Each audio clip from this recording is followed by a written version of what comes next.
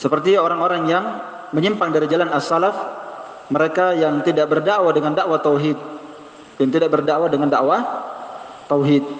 Ya, seperti manhaj yang disebutkan oleh beliau di sini JT. Pendirinya Muhammad bin Ilyas bin Muhammad bin Ismail Al-Kandahlawi. Antum tidak perlu hafal namanya ya. Tidak penting, tidak wajib, tidak sunnah. Yang penting jangan kasih namanya anaknya itu Muhammad Ilyas dengan tujuan cinta sama pendirinya itu. Wah. Namanya bagus. Ya. Kalau dia punya mazhab, ini Muhammad Ilyas Al-Kandahlawi ini, dia punya mazhabnya Hanafi, mazhab fikih. Mazhabnya Hanafi, ya, sedangkan akidahnya Asy'ari Maturidi. Itu akidahnya. Sedangkan thariqahnya adalah thariqah Sufiyah. Ya, thariqah apa? Thariqah Sufiyah. Nah, dia punya 6 usul. Apa itu 6 usul? Usul pokok dakwah akidah mereka 6. Kalau kita kan ahli sunnah, apa usul pokok agama kita? Apa usul pokok akidah ahli sunnah dalam seluruh buku-buku ahli sunnah? Rukun iman dibahas. Nah, itu usul pokok akidah ahli sunnah. Rukun iman pada Allah, rukun iman kepada malaikat, rukun iman kepada kitab, rukun iman kepada hari akhir, rukun iman kepada apa? Takdir yang baik. Dari situ nanti akan bercabang furu, cabang-cabangnya nanti akan kita bahas di pembahasan iman. Nah, itu akidah ahli sunnah. Mereka membangun akidah mereka di atas dalil. Orang Mu'tazilah juga punya usul. Mereka punya usul. Usul apa? Usul manhaj mereka. Ya, seperti apa? Di antara usulnya Mu'tazilah, amar ma'ruf nahi munkar. Ada 6 usulnya, usul pokok agama mereka. Usul pokok akidah mereka ada 6. Di antaranya apa? Amar ma'ruf nahi munkar, mengingkari kemungkaran. Tapi bedanya yang mereka maksudkan amar ma'ruf nahi munkar adalah mengingkari pemerintah dan penguasa. Nah, itu yang dimaksudkan. Iya. Nah, kalau ini lain, 6 usulnya juga ini. Ya, karena mereka ini punya thariqah ya. Ada berapa bentuk thariqah Sufiyah yang mereka berada di atasnya. Ini asal usulnya mereka. Ada thariqah Sufiyah, ada banyak macam ya, termasuk thariqah Naqsyabandiyah. Ya, sedengar itu ya, itu thariqah Sufiyah juga. Salah satunya. Ya. Usul mereka yang pertama adalah tahqiq al-kalimatut thayyibah, mentahqiq kalimat thayyibah, la ilaha illallah Muhammadur Rasulullah. Ini yang pertama. Tapi mereka di sini dalam menafsirkan la ilaha illallah enggak seperti antum mengatakan la ma'budu bihaqqin illallah. Kalau ahli sunnah mengatakan la ilaha illallah. Apa maknanya? La ma'budu bihaqqin illallah. Tidak ada ilah yang berhak disembah kecuali siapa? Kecuali Allah Ta'ala. Iya. Menjadikan seluruh bentuk ibadah hanya untuk Allah, dan wajib seorang tidak boleh mencampur adukkan ibadahnya dengan kesyirikan. Itu maknanya la ilaha illallah. Dia semakna dengan tauhid uluhiyah. Kalau mereka menafsirkan la ilaha illallah bagaimana? Mengeluarkan kebesaran makhluk dari dalam hati. Nah, gitu caranya. Ada la ilaha illallahnya juga. Mengeluarkan kebesaran makhluk, jadi maknanya la ilaha illallah, mengeluarkan kebesaran makhluk dalam hati dan memasukkan kebesaran Allah Ta'ala semata, tidak ada yang lain. Dan itu adalah makna yang batil, dibantah oleh para ulama. Gak pernah ada ulama dari kalangan sahabat atau tabi'in dan seterusnya dari kalangan ulama ahli sunnah yang mengatakan maknanya la ilaha illallah, mengeluarkan kebesaran makhluk dari hati lalu memasukkan kebesaran Allah. Gak ada yang menafsirkan seperti itu. Dari sisi bahasa saja gak ada. Gak ada.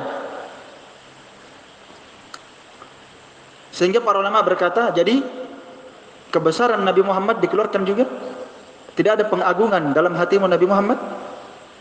Nah, kalau mau dibantah-bantah seperti itu. Iya. Banyak ya. Yang kedua, as-salatu dzatul khusyu' wal khudu', pembahasan salat. Nah, ini saya kira ini tidak perlu untuk meragukan ya. Kalau sudah masuk masjid itu tidak masuk neraka nih. Begitu kesimpulannya. Yang penting salat.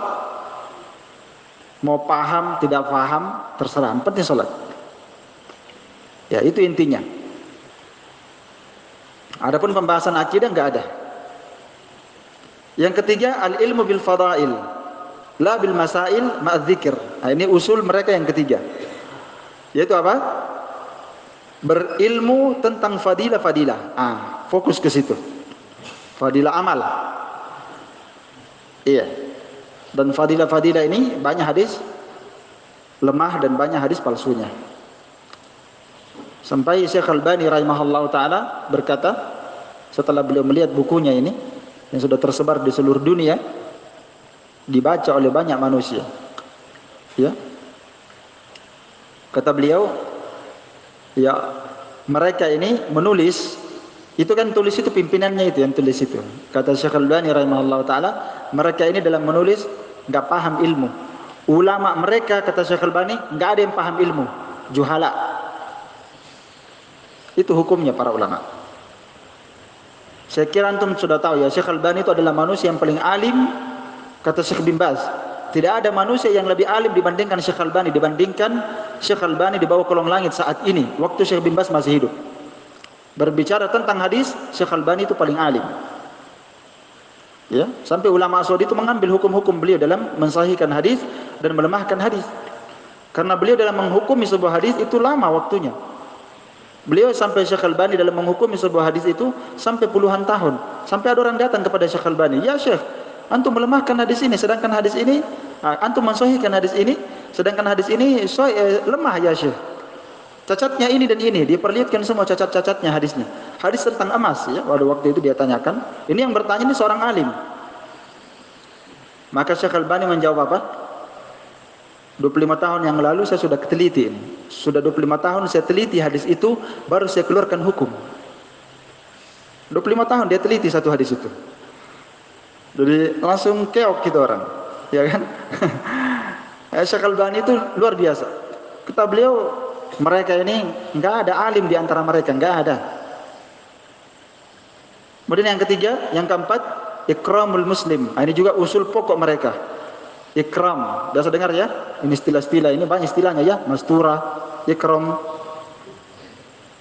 karkun. Itu istilah. Antum hafal ya? Karkun maksudnya itu akhi. Kalau kita akhi, karkun ya, bukan ayam kalkun. Akhi. Itu istilah ya, yang sudah biasa ke sana itu sudah hafal istilahnya itu. Kalau karkun itu ikhwah, kalau akhwatnya namanya mastura. Apa artinya mastura? Manusia tutup aurat. Mastur itu artinya apa? Tertutup artinya. Mastur itu artinya tertutup. Dari kalimat as-sitr, yang artinya tirai, tertutup. Ya. Jadi istilah mereka yang keempat ikram. Ikram itu memuliakan. Ya, itu usul dakwah mereka. Makanya kalau antum ketemu dipijit-pijit. Karena itu bagian dari usul dakwah mereka. Pijit-pijit. Makanya kalau antum capek-capek, antum pergi ke situ. Antum dipijit itu gratis. Apalagi kalau antum berkata insyaallah, insyaallah. Lanjut terus. Insyaallah 3 hari. Baik. Yang terakhir yang kelima, masih ada dua lagi ya. Yang kelima, tashihun niyah. Mereka berupaya untuk memperbaiki niat. Kemudian yang keenam adalah ad-da'watu ilallah wal khuruju fi sabilillah. Berdakwah kepada Allah, di jalan Allah, dan melakukan khuruj di jalan Allah Ta'ala. Dan itulah yang sudah kita ketahui bersama. Ada yang 3 hari, ada yang 40 hari, ada yang 4 bulan, dan seterusnya. Dan siapa yang sudah sampai di 3 negeri PB, maka dia menjadi alim kabir. Ya, siapa yang sudah sampai ke sana, maka dia menjadi apa? Alim kabir. India, Pakistan, dan Bangladesh. Allahul musta'an. Ini ngeri sekali ya. Tapi ini sungguh sangat miris kita melihatnya, banyak kaum muslimin yang terjatuh ke dalam